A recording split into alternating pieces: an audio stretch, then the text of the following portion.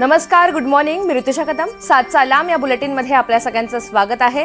राज्यासह देश विदेशातील घडामोडींचा वेगवान स्वरूपात आढावा घेणार आहोत आणि काही महत्त्वाचे अपडेट्स सविस्तर पाहणार आहोत. मात्र त्यापूर्वी एक नजर हेडलाईन्सवर टाकूयात. मुख्यमंत्री देवेंद्र फडणवीस यांच्या आज 4 जिल्ह्यात सभा. पुणे, परभणी, जालना, नांदेडमध्ये देवेंद्र फडणवीस यांची तोफ धडाडणार. येत्या 7 वर्षात मुंबई झोपडपट्टी मुक्त करणार, योजनेचा कृती आराखडा तयार. कांदिवलीमधील सभेत मुख्यमंत्री फडणवीसांची घोषणा. उपमुख्यमंत्री अजित पवार रायगडच्या दौऱ्यावर.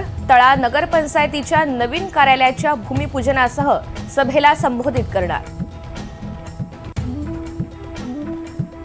शिवसेना ठाकरे गटाचा गड मानल्या जाणाऱ्या लालबाग परळमध्ये आज उद्धव ठाकरेंचा दौरा. शाखांना भेट देऊन कार्यकर्त्यांशी चर्चा करणार.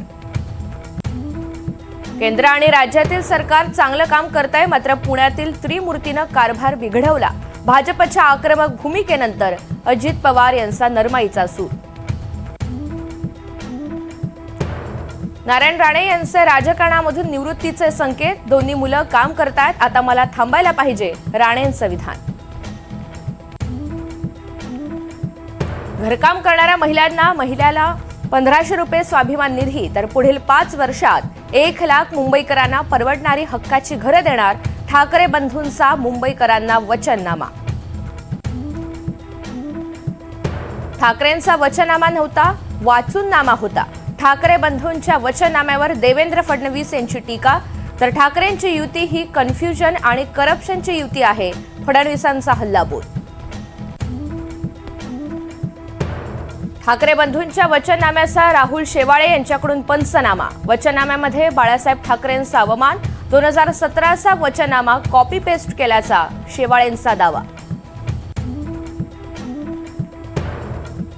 उद्धव ठाकरे यांच्या वचननाम्यामधील आश्वासनं खोटारडी. कुठलाही मुंबईकर विश्वास ठेवणार नाही, बावनकुळेंची टीका.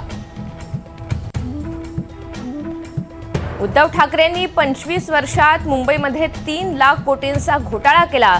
अमित साटम यांचा गंभीर आरोप. तर उद्धव ठाकरे आता उद्धव मामू झालेत, साटम यांचा घणाघात.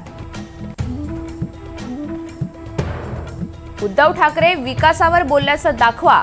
2000 रुपये देईन, मुख्यमंत्री फडणवीसांचं आव्हान.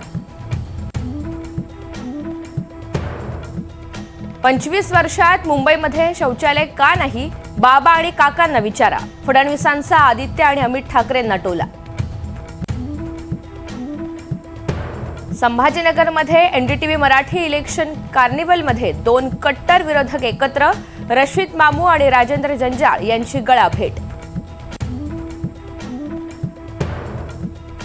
मुंबईकरांसाठी काँग्रेसकडून जाहीरनामा प्रसिद्ध. मुंबईत सिटी फ्लो नावाच्या बसेस विना परवानगी फिरतात. वर्षा गायकवाड यांचा आरोप. सिटी फ्लो बसमुळे बेस्टची सेवा तोट्यात आल्याचाही आरोप. आणि केंद्र सरकारकडून मनरेगा योजनेमध्ये होत असलेल्या कपाती विरोधात काँग्रेस आक्रमक.